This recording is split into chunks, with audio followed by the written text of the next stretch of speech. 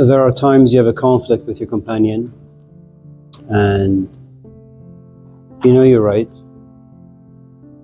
but you look at the bigger picture and you realize that it's much better to keep the relationship than to win the argument. There's a part of you that desires to impose your rightness on your companion, but you sacrifice that for the well-being and you want the relationship to remain healthy. And so you overcome one aspect of selfishness for another, for selfish reasons, and to some extent they have altruistic elements that you want your relationship to continue. So there is other part of you that's somewhat infantile and pathetic, and you overcome it. Selfishness is actually quite, I think, normal and natural and organic. It just really takes a long time to figure out what choices you need to make that serves you. It is true that at the age of 18, there is a part of you that desires to be autonomous, independent, and you look at your parents and you say, it's my life, I'm an American, I'm free, I want to drop out of school and just go and explore life. It's great.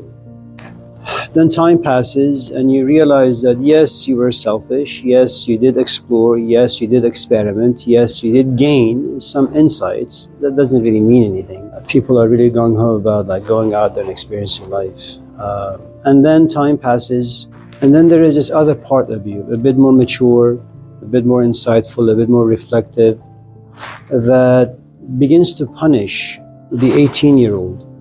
It doesn't mean that you haven't gained anything from going out there and experiencing, but if you pay close attention, you realize this other part of you that has gained some maturity, kind of like the Messiah, comes down and says, you know what, I'm just going to baptize this other part of me with a good amount of fire. And so you punish it. And it comes in the form of regret, remorse, grief, loss. You kind of go back in time and you say to yourself, yeah, my mom was right about this particular boyfriend or girlfriend or staying in school. And so what happens is that because of, I suppose, certain maturity about you, you kind of come back to school and you're sitting next to someone. They happen to be as cute as the guy you went out with at the age of 19. And this part of you says, well, you should ask for his number. But this other part of you says, you've been there, you've done that. It's best for you perhaps to stay in school and focus on your classes.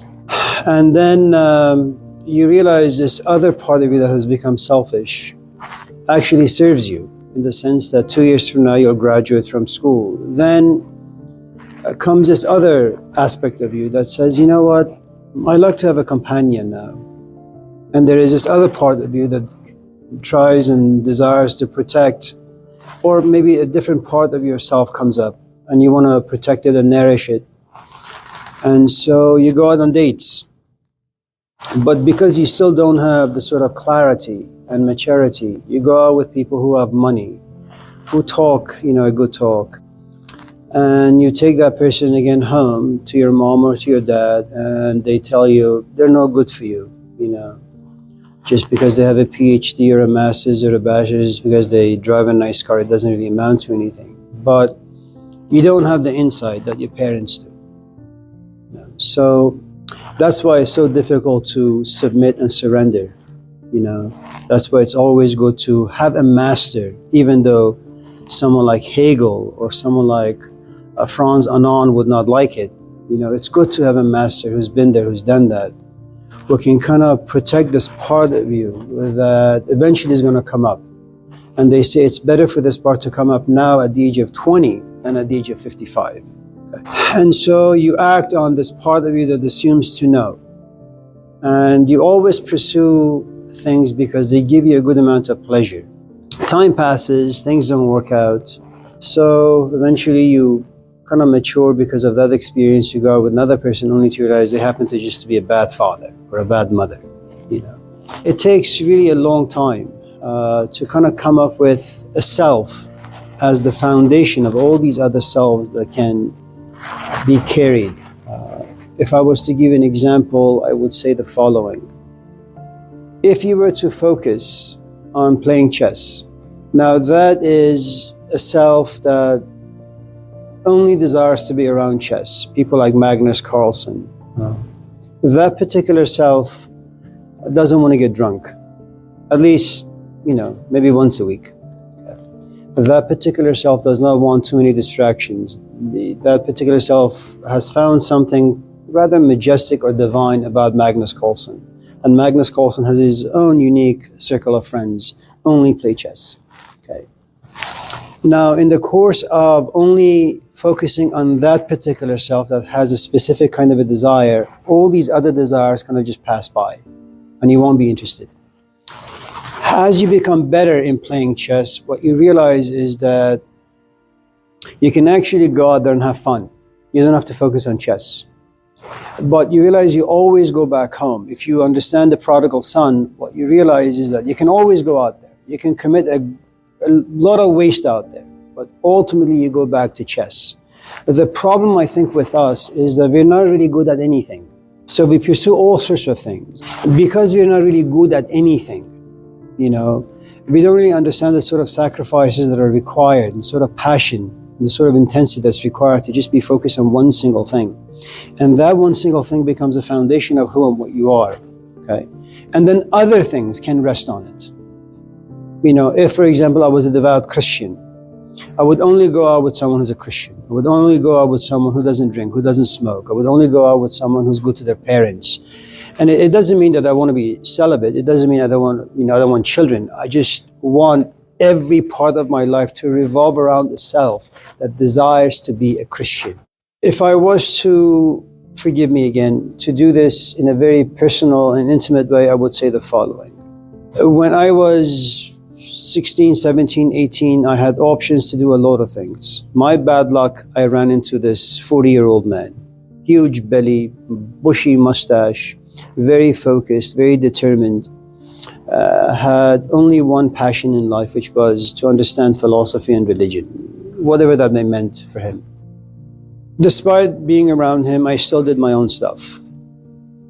I don't know how you feel about me, but I look at myself, I look at my life, and I say, I am so glad that there came a point that just something about him grew inside me, because that made me become passionate about the things he was passionate in. And that meant that I no longer really wanted to date. I no longer wanted to hang out with my friends. I no longer really desired to listen to the sort of music I used to listen to. I had the passion to drive to San Jose twice a week, which is about almost 10 hours, going there, taking the lesson, driving back, then focus on philosophy and religion and reading books. And I didn't really care if I ever got a job, because I knew that I could wash cars for the rest of my life and I would be fine with that. And then all the companions I ever chose in my life, they had to revolve around the sort of ideas that I was interested in. I got married late in life, but by the time I got to a stage where I actually got married, I'm Persian, so there were lots of people in my life who said, we're going to introduce you to person A and B and then C. And through my interaction with my own teacher, I had realized early on that everything that I need to do, it needs to be a test for myself and the people who walk into my life. So when I would go back home and they would introduce me to people, or when I came here and the same thing would happen, I would always throw out something just to see how someone reacts. If I didn't like the reaction, and that like and dislike really was founded on all the things that I had read, all the conversations I had with Hussein, my passion to some extent being similar to his.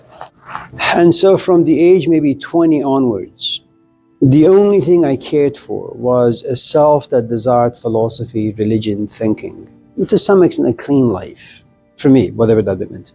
And now I'm 62. Do I have regrets? Yeah. Could I have done things a little differently? Sure, But when I look at the very foundation of my life, I like it.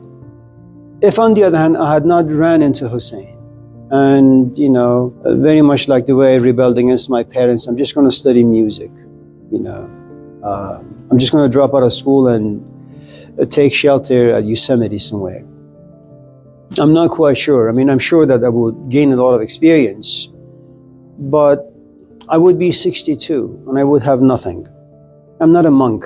I'm just a regular chap with some crummy ideas, have some crummy books, some useless degrees. I don't know if I would have enjoyed my life very much. Because physical life, demands things. And you need power to survive.